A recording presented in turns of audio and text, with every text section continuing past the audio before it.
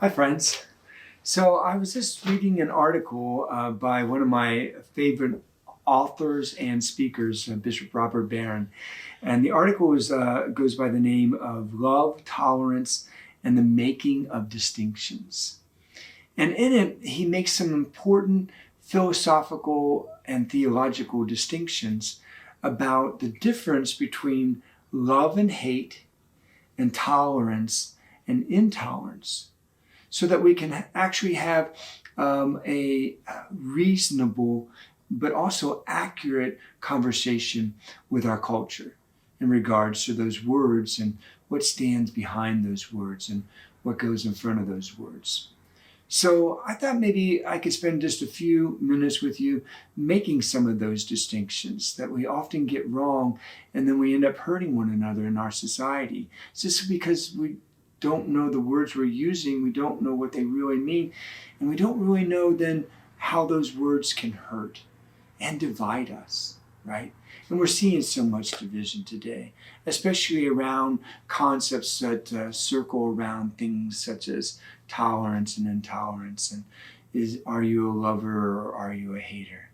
So let's jump into that. What is love? Well, I think for many people today, love is an emotion, It's often attached to some feelings, and the same could be true of its opposite, hate. That hate is an emotion, and it's all tied up in how we feel about people, right? And so then when we use words such as hate, like I hate you, it often comes from a place of emotion, right? Like when an adolescent is angry at a parent and says something terrible like, I hate you. And how those words then hurt that parent too, even when the child really doesn't know the force of those words and really understand what they are, and get confused that a word such as hate really is defined mostly by its emotive qualities, right? But that's not really what love and hate is at all, right? What is love in the classical sense? What do I mean by that? What did Plato say about love? What did Aristotle say about love? What did Thomas Aquinas say about love? What have the ancients said about love? What does God say about love? Well, certainly there is an emotive quality to love. Love can be experienced in an emotional way. Same goes with hate. But that's not what love and hate are.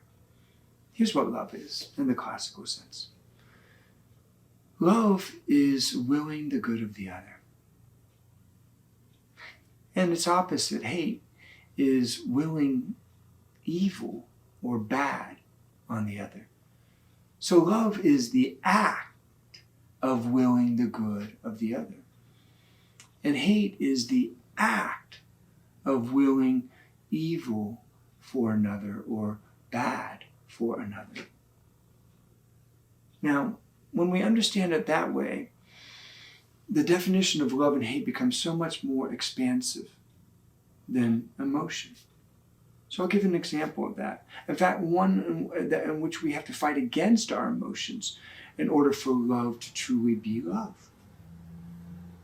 Take the love of a husband and a wife. They love one another. They profess their love. They've been married together for many years, let's say, and they're having an argument. And it's a pretty heated argument, so there's the emotions, right? And they can't agree on something that's important to them. And yet, after having that argument, they don't divorce one another.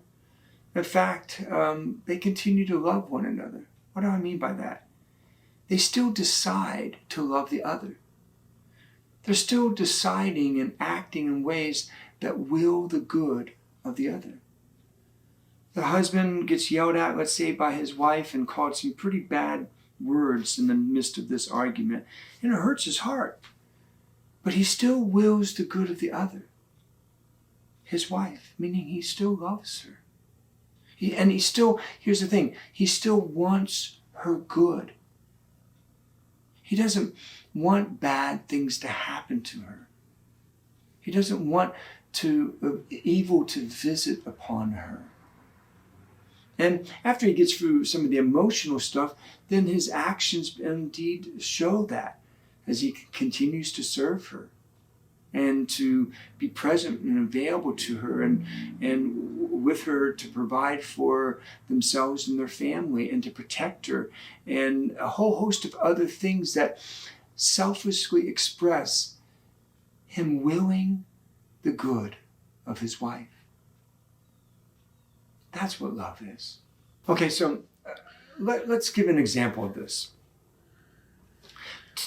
Take, for instance, a man and wife who are married, okay? And in that marriage, one of the persons is unfaithful to the other, which is devastating to marriage. I've seen this over and over again, being a parish priest and helping people in that great hurt, okay?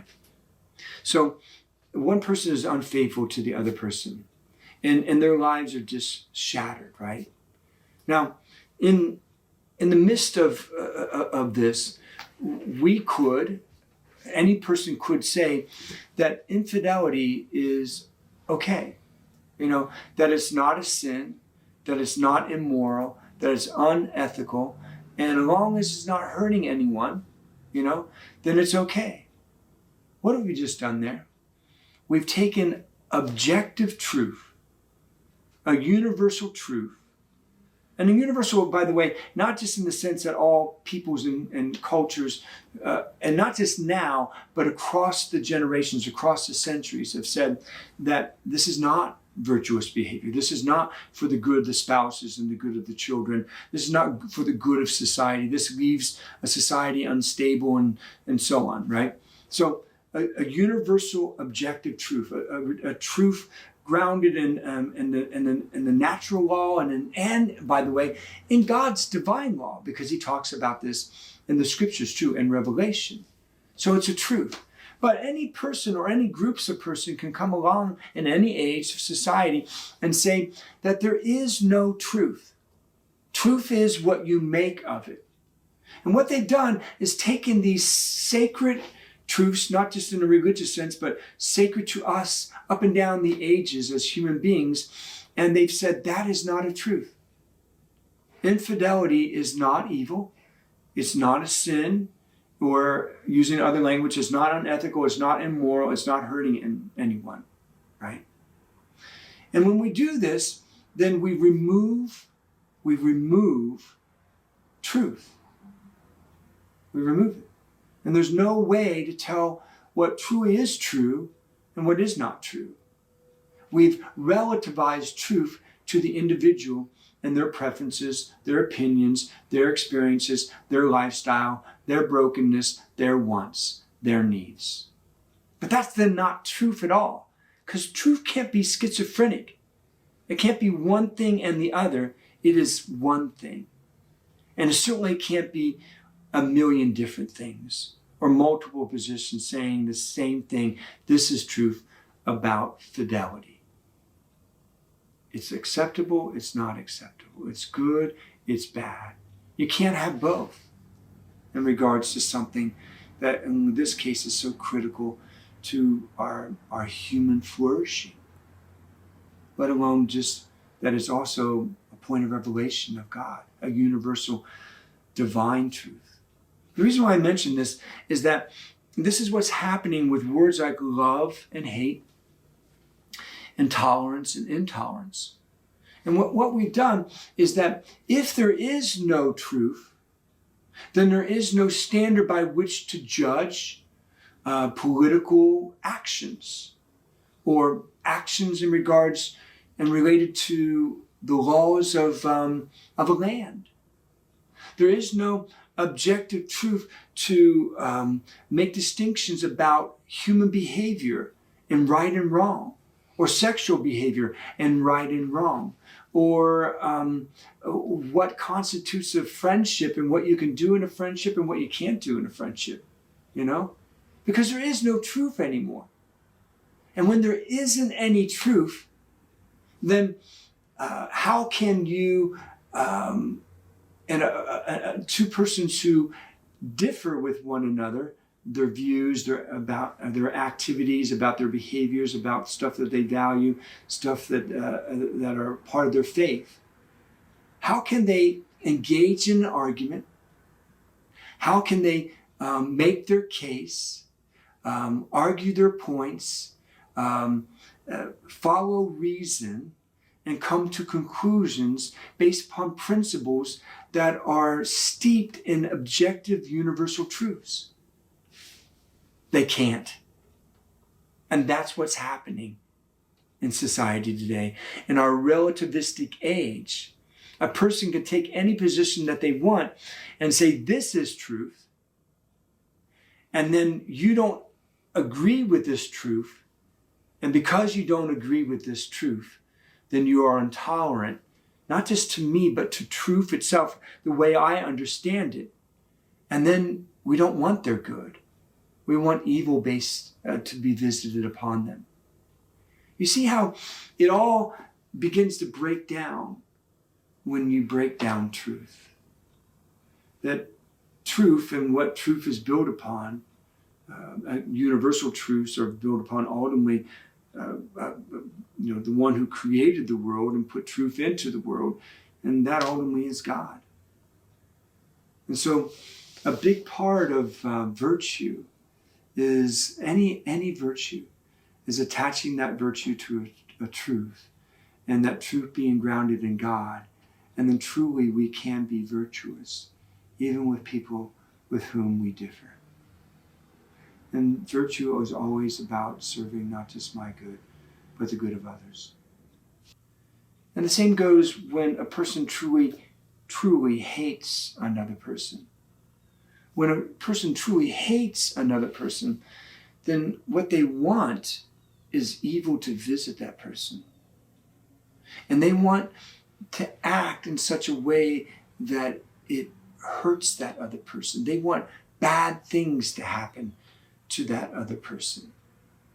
And they'll even go as far as making sure in action that happens. That's what hatred is. Now, hatred certainly gets expressed sometimes, like the adolescent with the parent, but that child doesn't want their mom or their dad to have evil visit upon them. That child doesn't want bad things to happen to that mother or father. Yes, they're currently heated up, but not in such a way that they actually truly hate their mother and father. They use that word, but they use it in an inappropriate way, in an inappropriated way, in a way that they're not really expressing what it is that they really want, meaning will. Because they don't will the evil or bad upon their mom and dad. You see the distinctions? And you see how these classical definitions, let me say that again, how these time-honored definitions, these definitions that have stood the test of time and the critique of the intellect, of reason, of argument, right? That make distinctions, of philosophy. This whole enterprise is, an important part of it is to make distinctions of truth. What is a thing and what a thing is not. What is hate and what hate is not. You see that when we actually employ the classical definition, we begin to understand that in society, we are misappropriating those words. We're using them erroneously. And by doing that, using words wrong, we're dividing ourselves from one another. We're hurting ourselves. We're saying things that we really don't understand what they mean. And then therefore the force of the impact of how it affects another person's life. Now, hold on to love and hate, and let's move, but ever so more briefly, to tolerance and intolerance. Oh, again, two words that are banded around our society pretty regularly, pretty freely today. What is tolerance? In the classical sense, tolerance, meaning how did the philosophers through the ages, like Plato and Aristotle, and how did those during the high scholastic periods, when there's all the universities are giving rise, through the Middle Ages in Europe, how did they define tolerance? Well, first of all, they defined it as a virtue. A virtue. What's a virtue?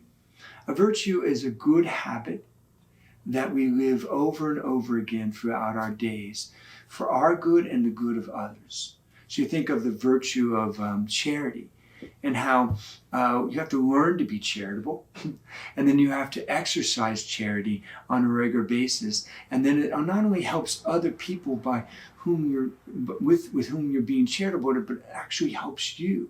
It expands, for instance, your friendships and your ability to be empathetic and act on that empathy, and a whole host of other connections that are connected to the virtue of charity. Okay, so tolerance is a charity. Is a virtue. Tolerance is a virtue, and the virtue of tolerance is this: that you or I can live with a person that has ideas or views or activities that are different than my own. That's what actually tolerance is that we can live with or continue with, exist alongside of another person's whose views and ideas and even their actions or their lifestyles are very different than my views and my lifestyles, my behaviors, my beliefs, my faith, right? And those two can coexist. That's what tolerance is.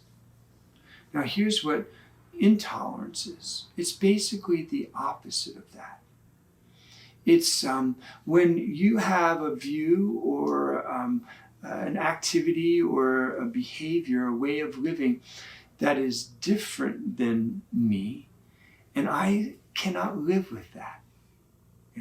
It not only does it disturb me, but it could disturb me in such a way that I act upon the fact that I do not agree with your behavior, your activity, your belief. But that's why tolerance is a virtue. So virtues always serve not just the better of me and you, but the betterment of society. And that's why we promote virtue, the virtue of tolerance on a societal level, because we have to live with one another, right? And live with one another in a way in which we are not tearing one another down, where we're not attacking one another, where we're not going after one another and willing the ill or the bad of the other, hating the other. And so we promote tolerance as a virtue. But how are we using tolerance today? We're using it in a way that doesn't fit its classical definition as a virtue. The same goes then also with intolerance. We're using it mostly in an emotive way, rather than understanding it first intellectually and then allowing it, meaning understanding it to inform our actions and our decisions. So we're using it more as an emotion, meaning when I run into a person who has a different point of view than I do, politically, religiously, socially, sexually, whatever, what do I do with that person? I immediately attack the person. It's called an ad hominem attack. I attack the person rather than the position. See, tolerance doesn't negate the fact that you and I disagree. And it doesn't preclude that we can't argue and that we can't argue our positions. And at the end of that argument, still accept that you have a different view than I do, rather than forego the argument entirely and just simply go after the person and call the person a hater. You see how these two categories of getting words wrong can intermix in a society. And when you are different than me, and I don't like the fact that you're different than me, and I can't accept that you can't accept my position, then what do? I go after you. And you see how that's not actually a virtue. And that's not for your good, and that's not for my good. And it doesn't better our society. In fact, it destroys our society. It divides us, one from another, and one group from another, and one category from another. It has this rippling effect of division and hurt. And from that, all manner of other things will flow that simply is not about willing the good of the other. So we really have to get what tolerance is correctly and get it not only correct, but avoid using tolerance and its opposite, intolerance, incorrectly, because of what it's doing to your heart and my heart and to a whole host of other hearts. And when we blend those two categories, those two sets of words together, look what happens to all that. When a person truly is able to love another person, right? Even if that person doesn't know the other person, but just loves them because they're part of the human race, they're a son and daughter made in the image and likeness of God, and so on, then they can will the good of the other and want the good of the other, even though that other person is different than them. Different color of skin, different ethnicity, different language group, different political position, different lifestyle, different social position. They can still love that other person and want their good. That's tolerance, and that's love. And removed from that is the emotion of it. Doesn't mean you can't have emotion when you love. Doesn't mean you don't feel things when you're dealing with a person that is different than, but that those emotions don't rule the day. And the same exact thing happens in regards to love and hate and intolerance.